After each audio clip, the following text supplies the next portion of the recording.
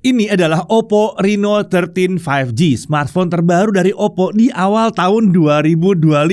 Desainnya keren, kayak... Tahu dong kayak gimana? Bodi tipis dan ringan, ukurannya juga compact, asik buat dipakai satu tangan aja. Performa kencang, khas smartphone premium. RAM dan storage-nya besar, dual IP rating, IP68 dan IP69. Kalau yang itu kan nggak bisa ya, nggak ada IP69-nya. Dan ini juga sudah mendukung Gen AI atau generatif AI. Oke, langsung aja kita bahas smartphone yang satu ini.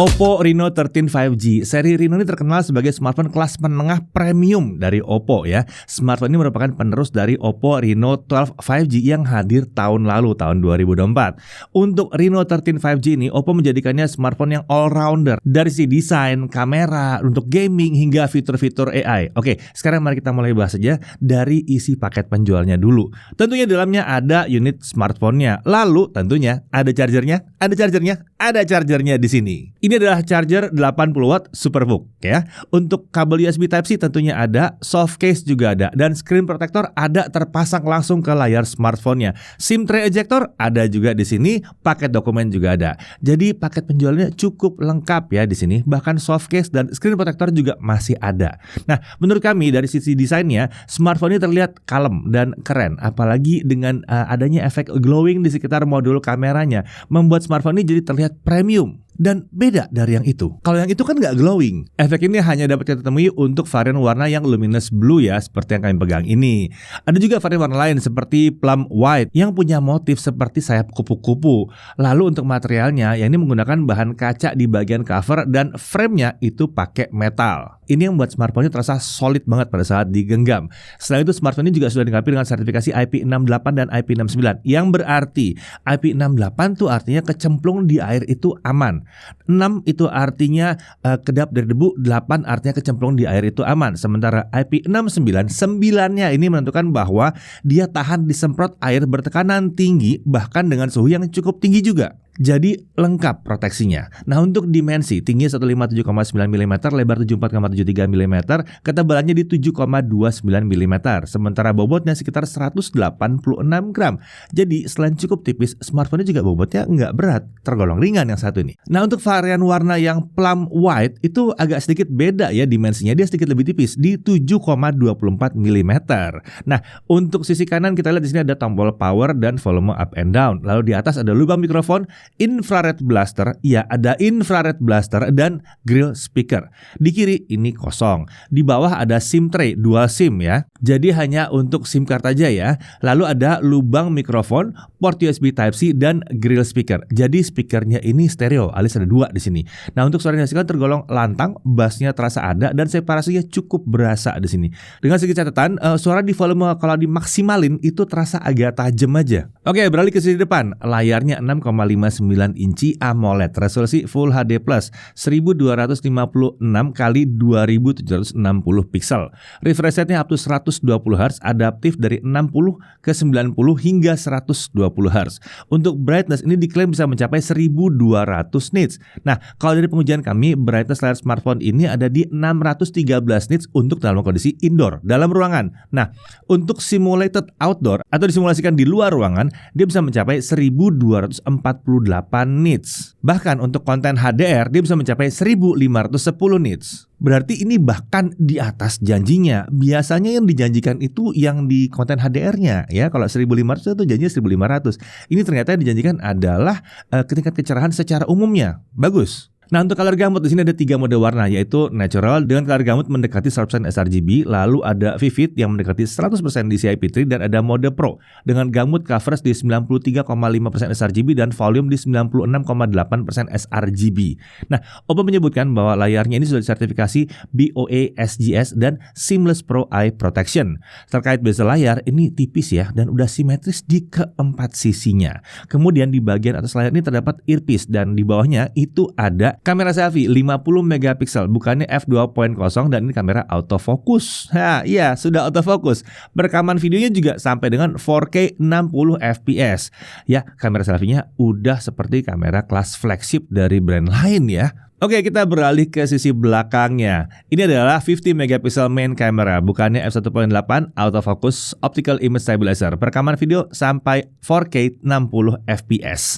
Lalu ada 8 megapixel ultra wide angle camera, bukannya f2.2, field of view-nya 116 derajat dan ini autofocus juga. Iya, ultra wide-nya autofocus juga. Sayangnya di sini perekaman video cuma sampai 1080p 30 fps. Kemudian di sini ada kamera bonus dan ada LED flash. Nah, untuk fitur-fitur ada banyak, lihat aja di daftar ini ya, ada banyak banget fitur-fiturnya ya. Ini Oppo lah, khas banget kalau kameranya fiturnya berjejer seperti ini. Nah, kita beralih ke spesifikasi internalnya. Untuk SoC, dia menggunakan MediaTek Dimensity 8350. Nah, ini meningkat dari sebelumnya yang pakai Dimensity 7300. Nah, untuk hasil performanya nanti kita lihat di bagian pengujian ya. Nah, ini merupakan SoC octa-core dari MediaTek yang terdiri dari 4 ARM Cortex A715 dan 4 ARM Cortex A510. SoC ini adalah versi baru dari Dimensity 8300 dengan peningkatan di bagian efisiensi dayanya. Nah, untuk cooling system, Oppo menyebutkan jika smartphone ini menggunakan AI Multi Cooling System yang berukuran 4619 mm persegi. Untuk RAM, 12 GB LPDDR5X. Storage untuk unit yang kami tes ini ya varian 256 GB. Dan ada juga kalau yang mau butuh storage yang gede, ada opsi 512 GB-nya atau setengah tera ya. Untuk jenisnya tentu ini pakai UFS 3.1. Untuk baterai ini 5 bukan 5000, 5600 mAh di sini. Dan untuk charger dia pakai 80 watt SuperVOOC yang diklaim bisa mengisi daya smartphone sampai penuh dalam waktu 47 menit saja. Nanti kita tes ya. Nah, untuk sensor-sensor ada lengkap ya, ada lengkap banget di sini. Ya namanya juga sudah kelasnya menengah ke premium di sini. Jadi sensor-sensornya tentunya lengkap di sini. Gyro sensor juga tentunya hardware. Kalau untuk konektivitas tentunya ya 2G, 3G, 4G, 5G semuanya bisa. Kan SoC-nya sudah mendukung 5G, jadi sudah kekinian sekali. Wi-Fi-nya Wi-Fi 6 Bluetooth versi 5.4, NFC-nya udah bisa multifunction. USB-nya bisa OTG tentu ya. Lalu kalau untuk output display lewat USB-C, sayangnya ini belum didukung. Nah, untuk security atau keamanan dia punya in-display fingerprint serta face unlock. Untuk OS, dia pakai ColorOS 15 dengan basis langsung Android 15. Oppo menjanjikan kita akan mendapatkan update Android 5 kali dan security update selama 6 tahun. Jadi ini 15, update 5 kali, wah sampai Android 20. Nah, perlu diperhatikan, saat setup awal itu nanti akan ada tawaran untuk install beberapa aplikasi. Ini jangan asal main next aja gitu ya. Kan sayang ya kalau setup awal pakai paket data. Nah, malah keinstall aplikasi-aplikasi yang mungkin tidak begitu diperlukan. Oke, sekarang mari kita lanjut bahas fitur-fitur yang ada di smartphone ini. Kita bicara soal AI Summary ini sekarang ya. Fitur ini akan bantu kita meringkas sebuah artikel di website atau meringkas sebuah file dokumen juga bisa nih, yaitu melalui aplikasi dokumen seperti ini. Kemudian ada AI Writer. Ini adalah fitur yang dapat membantu kita dalam menyusun kalimat untuk membalas chat atau mau ngirim email untuk lamar pekerjaan. Bisa juga ya. Jadi udah rapih aja narasinya semua. Selain itu buat kalian sering typo nih, fitur ini juga dapat memeriksa tulisan dan memperbaiki teks supaya nggak kebanyakan errornya dalam tulisan-tulisan kita ya. Selain itu di sini juga ada opsi rewrite. Jadi misalnya nih kita membuat sebuah kalimat gitu ya. Nah dia bisa nyambungin, dia bisa nerusin, memperlengkap kalimat kita. Nah selain melengkapi kalimat kita, dia juga bisa menyingkat kalimat-kalimat kita atau bahkan menjelaskan atau memperjelas juga bisa. Membantu sekali kan? Kemudian ada juga AI Reply. Nah, kalau fitur satu ini bisa membantu kita dalam membalas obrolan. Dan menariknya, di sini terdapat banyak opsi yang bisa kita pilih dengan gaya bahasa yang bisa berbeda-beda juga. Jadi buat kalian yang sering kehabisan topik obrolan, nih bisa nih pakai fitur yang satu ini. Apalagi bisa pakai bahasa Indonesia kan? Lalu ada Screen Translator ya, sesuai dengan namanya, fitur ini dapat memudahkan kita menerjemahkan secara langsung teks yang ada pada layar. Jadi kita nggak perlu copy paste terlebih dahulu saat ingin menerjemahkan tulisan-tulisannya. Nah, kalau kalian bertanya apakah smartphone ini sudah mendukung Circle to Search dan Gemini Assistant? Sudah, tenang, sudah. Bahkan untuk Gemini Assistant kita dapat mengaksesnya dengan menekan dan menahan tombol power selama beberapa detik saja. Langsung muncul tuh asistennya tuh ya. Terus untuk matiin smartphone-nya gimana dong? Nah, cara matikannya adalah tekan dan tahan tombol power bersama volume up. Dan setelah itu akan muncul slider untuk mematikan daya smartphone. Gampang kan? Seperti yang itu juga kan? Selain itu, Oppo juga turut memperkenalkan AI fotografi dengan beragam fitur AI di dalamnya. Seperti pertama, AI Eraser 2.0 yang dapat membantu kita menghapus objek yang tidak dibutuhkan dalam gambar. Lalu ada AI Clarity Enhancer yang dijanjikan Oppo meningkatkan ketajaman dari gambar kita. Lalu ada AI Unblur yang disebut mampu membuat foto yang awalnya agak blur jadi normal atau lebih tajam di situ. Lalu ada AI Reflection Remover. Ini mampu mengurangi efek pantulan di gambar. Seperti ini nih contohnya nih. Bisa kan tuh kan hilang kan pantulan-pantulannya kan. Kemudian di sini juga ada aplikasi AI Studio dengan fitur-fitur seperti AI Portrait, AI Motion, dan AI Reimage. Dengan catatan untuk menggunakan fitur ini butuh token ya. Oke, sekarang kita lanjut masuk ke bagian pengujian performa. Kita mulai dari benchmark dulu ya. Antutu 10 balance tanpa kipas ada di 1.135.194. Kalau kita set di high performance tanpa kipas 1.307.000-an. Lalu high performance dengan kipas 1.404.000-an. Nah, kalau untuk Geekbench 6 kalau setting di balance single core di 1314, multicore di 4039. Di mode high performance single core di 1463, multicore di 4456. Lalu untuk Trimark Wildlife Stress Test di balance mode tanpa kipas base score 9607, lowest score 4757, stability-nya ada di 49,5%. Lalu kita masuk ke mode high performance tanpa kipas base score di 10383, lowest score di 4090, stability-nya ada di 39,4%. Kalau kita pakai kipas di mode high performance base score di 10348, lowest score di 10069. Jadi stability-nya langsung naik ke 97,3%. Oke, lanjut untuk 3D Mark Slingshot Extreme Unlimited OpenGL, grafik score-nya itu di balance ada di 17.698, sementara di high performance di 19.645. Untuk 3D Mark Solar Bay, ini yang ray tracing ya, kita dapat 18,23 fps. Sementara untuk GFX Bench Carchase 1080p off-screen itu di 95 fps. Oke, sekarang kita masuk ke pengujian gaming beneran ya. Di sini kita langsung pakai mode high performance saja dan kita menyalakan Pro Gamer Mode yang dapat diakses di menu overlay seperti ini. Nah, untuk Subway Server agar bisa merasakan layar di 120 Hz, kita perlu mengatur manual aplikasi ini supaya jalan di refresh rate yang tinggi. Dan setelah dinyalakan, game ini langsung akan jalan di 120 Hz di layarnya dan otomatis bisa bekerja di 120 fps gamenya. Jadi nyaman nih dimaininnya ya. Lanjut untuk Mobile Legends, setting grafis Ultra 120 fps terbuka di sini dan saat dimainkan frame rate yang didapatkan juga 120 fps rata banget. Nah, mantep kan? Jadi sekalian nih kita nyampein ada kabar gembira buat yang hobi game yang satu ini, karena Oppo bakal mengadakan turnamen Mobile Legends yang berhadiah uang tunai dan Reno 13 series. Untuk info lebih lanjut silahkan cek di website resmi Oppo Indonesia atau bisa juga cek link di dalam kolom deskripsi. Oke, lanjut untuk PUBG Mobile. Di game ini setting grafis yang terbuka itu adalah smooth 90 fps dan saat dimainkan frame rate-nya itu bisa didapatkan rata 90 fps. Gyro gimana? Ya kan pakai hardware gyro. Jadi ya pasti aman dan nyaman di sini gyronya. Lanjut ke Genshin Impact dengan setting grafis di highest 60 dan skenario yang seperti biasa yaitu traveling monster keliwe bolak-balik ya. Hasilnya di menit awal terlihat kalau frame rate itu didapatkan di kisaran 60 fps. Tapi masuk ke menit keempat frame rate-nya mulai agak kurang stabil dan mulai naik turun di kisaran 45 sampai 60 fps. Kemudian dari menit ke-8 hingga ke-16 frame rate turun lagi ke arah 30-an fps. Nah, setelah mulai agak ademan ya, frame rate-nya balik lagi naik ke 50-an fps. Penurunan performa seperti ini biasanya karena suhu ya. Jadi sekarang coba kita cek aja suhu permukaannya.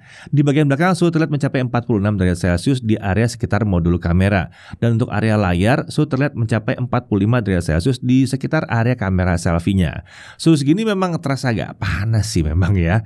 Tapi ini wajar mengingat ukuran bodinya dan dia kan tipis ya, back cover juga pakai kaca. Jadi wajar karena panasnya dibuang dengan cepat. Jadi kalau main game yang satu ini dengan nyaman, saran kami pasangin fan grip aja. Nah, kalau kita pasang fan grip ya, hasilnya adalah kita bisa dapat konsisten tuh 55 sampai 60 fps terus-terusan. Dan tentunya ya tangan kita jadi lebih adem juga dan frame rate-nya jadi lebih ya konsisten seperti yang tadi kita tes. Dan kita mau uji sampai berapa lama pun ya, tidak ada penurunan performa sama sekali. Ya, itulah untungnya kalau kita pakai kipas di sini. Jadi ternyata memang suhunya bisa dikendalikan dengan kipas. Jadi kalau untuk ranking Genshin gimana? Kita bilang kalau tanpa fan grip ya, itu adalah A-. Sementara kalau kita kasih kipas di sini langsung berubah jadi S.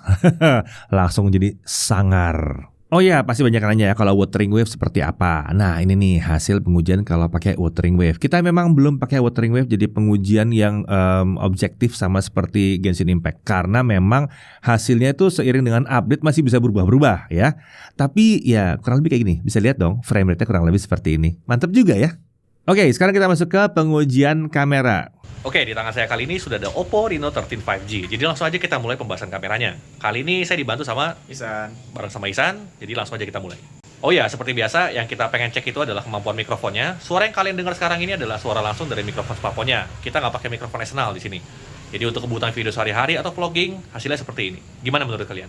Untuk hasil mikrofonnya sendiri menurut saya sih aman ya. Apalagi smartphone ini sudah menggunakan dual mikrofon, jadi kita masih ada backup lah kalau misalnya salah satu mikrofonnya ketutupan. Oke, sekarang kita mulai bahas dari kamera selfie-nya. Hal pertama yang kami apresiasi di sini yaitu kamera selfie-nya autofocus. Cakep nih. Selain itu video dihasilkan juga sudah cukup stabil, bahkan di resolusi 4K 60 fps sekalipun. Kualitasnya juga sudah tergolong oke, detailnya tinggi dengan ketajaman yang pas menurut kami. Lalu untuk kemampuan dynamic range-nya, ini standar ya. Area background terlihat overexpose, tapi area wajah masih terlihat di sini. Perlu diingat, ini di kondisi pencahayaan yang ekstrim ya, di mana sisi gelap dan terangnya itu kontras banget di sini. Sementara kalau di pencahayaan yang ideal, seperti ini contohnya, videonya sih aman-aman aja, bagus-bagus aja. Lanjut ke kamera utamanya, kalau di sini kami nggak ada protes ya, detailnya oke, videonya stabil, bahkan di resolusi 4K 60 fps sekalipun. Namun berbeda dengan kamera selfie-nya tadi, kamera utamanya ini memiliki kemampuan dynamic range video yang lebih baik, bahkan di kondisi yang ekstrim seperti ini. Selanjutnya kita ke kamera ultrawide-nya. Nah, ini menarik banget nih, karena kamera ultrawide-nya bisa autofocus.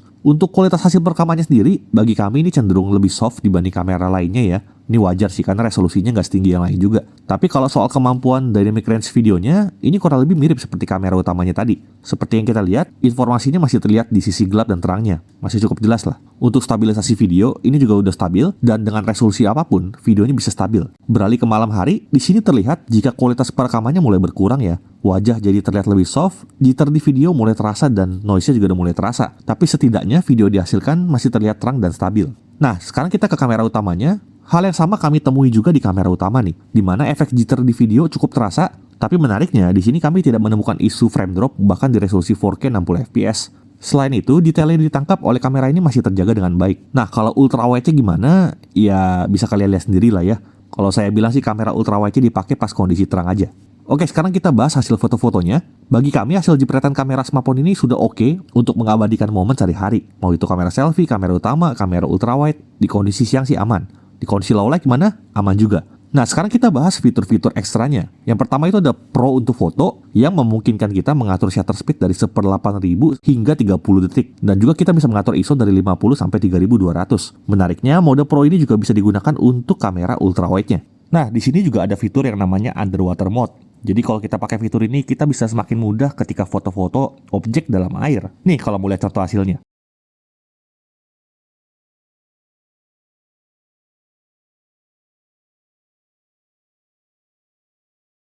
Kemudian di sini juga ada fitur slow motion dengan resolusi hingga 1080p 480 fps. Selain itu ada juga fitur dual video yang dapat digunakan untuk kamera utama dan selfie-nya. Untuk resolusi maksimum di 1080p 30 fps aja. Lalu ada juga fitur portrait video untuk membuat video dengan efek bokeh. Oke, itu dia pembahasan kameranya Oppo Reno 13 5G. Kalau ditanya apa aja sih yang perlu diperhatikan dari kameranya ini? Pertama, kami menemukan isu di mana saat smartphone panas, frame rate di video dapat mengalami penurunan. Jadi kita harus hati-hati nih. Sebisa mungkin hindari merekam video di bawah terik matahari langsung. Selain itu, kami juga mendapati hasil perekaman video di 60 fps. Dengan kondisi low light, spesifik di kamera selfie-nya, videonya dapat mengalami frame drop hingga 30 fps. Mau di resolusi 1080p atau 4K, tetap jadinya 30 fps. Sayangnya di sini belum ada opsi untuk mematikan auto FPS-nya. Jadi kalau kondisi seperti ini, meskipun kita setting di 60 fps, videonya tetap 30 fps. Lalu hasil video dari kamera ultrawide-nya ini masih agak di bawah harapan sih. Dan terakhir, untuk kelas harganya, kami berharap Oppo paling tidak sudah memberikan kamera telefoto lah. Sementara dari sisi menariknya, kameranya udah bisa merekam 4K 60 fps ya, baik kamera utama maupun selfie-nya. Kemudian hasil videonya bisa stabil di semua kamera dan resolusi. Dan yang jarang dimiliki smartphone lain adalah semua kameranya ini sudah autofocus. Dan hasil foto-fotonya sendiri juga termasuk keren. Oke, sekian pembahasan kameranya Oppo Reno 13 5G. Kita balik lagi ke studio. Lanjut untuk pengujian baterai dengan local YouTube playback 1080p ya. Jadi kita download video dengan aplikasi YouTube lalu kita putar secara offline, kita bisa dapat 25 jam 38 menit. Sebuah hasil yang bagus, tapi sebetulnya dengan baterai yang mendekati 6000 mAh kami berharap sedikit lebih lama lagi. Tapi udah bagus banget kok ini. Lalu untuk streaming ya, YouTube 1080p 30 fps non HDR selama setengah jam baterai berkurang di kisaran 3%. Mainan TikTok swipe selama setengah jam baterai turun 4%. Lalu Genshin Impact selama setengah jam itu baterainya turun di 17%. Lagi-lagi semua hasil yang wajar. Oke, lanjut untuk charging dari 0 sampai 50% kita butuh waktu 21 menit. Sementara itu dari 0 sampai 100% penuh kita butuh waktu hanya sekitar 46 menitan. Jadi bisa dibilang bahwa ini sudah sangat sesuai dengan klaimnya Oppo. Kenceng ya. Oke, kita lanjut lagi. Untuk Netflix tentunya dia sudah wideband L1 dan sudah support HDR. Untuk YouTube dia support resolusi video 4K 60 fps ya untuk playbacknya. HDR juga bisa. Dan ya diputar juga lancar. Haptic feedback. Nah kalau ini Oppo menyebutkan kalau dia menggunakan X-axis linear motor. Dan saat digunakan ngetik ya getarannya memang terasa empuk dan presisi. Nyaman banget, fleksib banget lah ini ya. Untuk Wi-Fi sharing ternyata dia bisa juga ya. Dan untuk menggunakannya kita cukup menyalakan mobile hotspot saat kita terhubung ke jaringan Wi-Fi. Langsung deh kita nge-share jaringan Wi-Fi itu ke teman-teman kita yang tahu hotspot kita. Oke, tentunya sekarang kita masuk ke dalam harga. Terkait harga, smartphone ini sendiri memiliki dua opsi storage ya. Ada yang 12GB RAM dengan storage 256, itu harganya di kisaran 8.900.000-an. Sementara ada yang RAM 12GB dengan storage setengah tera atau 512, itu harganya di 9.999.000-an. Oke, kita masuk ke hal yang perlu diperhatikan. Pertama, kualitas speakernya ini rada kurang hebat aja buat kami. Terutama kalau lagi dipentokin suaranya ya. Tapi ingat ukurannya tipis kayaknya sih wajar-wajar aja. Lalu smartphone ini akan terasa panas kalau dipakai buat main game yang berat. Tapi ya bisa diatasi pakai kipas. Bahkan jadi stable banget kalau udah pakai kipas. Kemudian ada aplikasi bawaan yang menurut kami agak kurang pas disertakan sebagai bawaan dari sebuah smartphone seperti ini ya. Kemudian kita sedikit berharap kalau Oppo menghadirkan kamera tele di smartphone yang satu ini. Dan kameranya juga masih punya beberapa keterbatasan teknis terkait setting yang bisa digunakan. Kamera ultrawide-nya juga ini masih belum terasa seperti kelas atas banget gitu. Belum. Lalu dia juga belum support eSIM sayangnya di sini. Dari sisi kelebihannya, desainnya ini keren. Dilihatnya keren, dipegangnya juga enak ya. Ukurannya compact dan ini asik banget kalau lagi kita operasikan dengan satu tangan. Bodinya cenderung tipis dan ringan. Dan meskipun performa smartphone ini bukan yang terkencang di kelas harganya, tapi ini sudah meningkat signifikan dibandingkan pendahulunya dan udah bersaing lah di kelas harganya. Kemudian dia punya fitur generative AI atau Gen AI di smartphone ini. Jadi yang seperti kita bahas tadi ya, ada banyak juga fiturnya ya. Layar juga menawarkan kualitas tampilan yang mantap khas AMOLED. Kamera selfie-nya udah autofocus. Wah, ini hebat banget. RAM dan storage-nya udah tergolong besar. Paket penjualannya juga lengkap ya, screen protector dan case langsung ada dalam box-nya. Dan dia sudah langsung pakai Android 15 dan ada jaminan 5 kali Android update ya. Sampai 20 dong kalau gitu ya. Lama ya. Lalu ada infrared blaster dan IP ratingnya udah IP68 dan IP69. Oke, jadi pertanyaannya, smartphone ini cocoknya buat siapa? Kalau kalian merasa bahwa budget kalian belum nyampe untuk beli flagship yang belasan juta itu ya, tapi mau merasakan pengalaman premium dari sebuah smartphone Oppo, yang satu ini bisa banget jadi pilihan. Performanya kenceng, kamera udah lumayan oke, selfie-nya udah autofocus, layarnya keren, fitur AI-nya juga banyak, tahan air IP68 dan IP69, desainnya juga terasa premium. Hal-hal seperti ini membuat dia terasa seperti pakai smartphone kelas atas. Lalu apakah pengguna Reno 12 5G layak untuk upgrade ke sini? Bagi kami sih layak ya, karena di sini kalian akan merasakan peningkatan di bagian performa yang luar biasa. Selain itu kekurangan yang ada di generasi sebelumnya juga diperbaiki oleh Oppo di sini. Misalnya IP rating yang sebelumnya itu ya cuma IP65, sekarang kan beda banget. Alias dari yang sebelumnya cuma tahan cipratan air, ya sekarang udah aman kecemplung dalam air, bahkan disemprot nggak ada masalah. Haptic feedback juga udah di-upgrade di sini ya. Kemudian untuk performa dan efisiensi daya juga diperbaiki di sini. Akhir kata, kalau yang dicari adalah sebuah smartphone yang berpenampilan elegan ya, di kelas harga yang tidak nyampe belasan juta dan memiliki kelengkapan sebagaimana layaknya sebuah smartphone Oppo yang emang biasanya lengkap ya, kamera juga mantap. Rasanya yang satu ini layak untuk dipertimbangkan. Saya Didi Irfan, Jakarta TV.